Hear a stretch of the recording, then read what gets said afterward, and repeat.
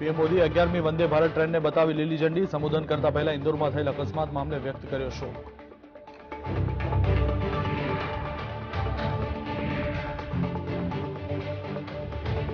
ત્રિપુરામાં G20ની તૈયારીઓ પૂરજોશમાં। આગામી 3 અને 4 એપ્રિલે યોજાશે G20 સમિટ। દેશ વિદેશના આવશે પ્રતિનિધિ।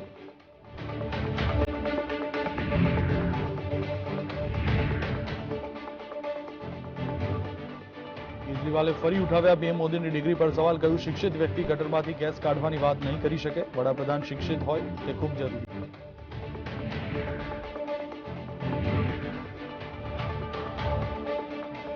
ભાજપના પ્રવક્તા સુધાંશુ ત્રિવેદીના કેજરીવાલ પર પ્રહાર। કર્યું ભ્રષ્ટાચાર છુપાવવા માટે કેજરીવાલ પીએમની ડિગ્રી પર ઉઠાવે છે સવાલ।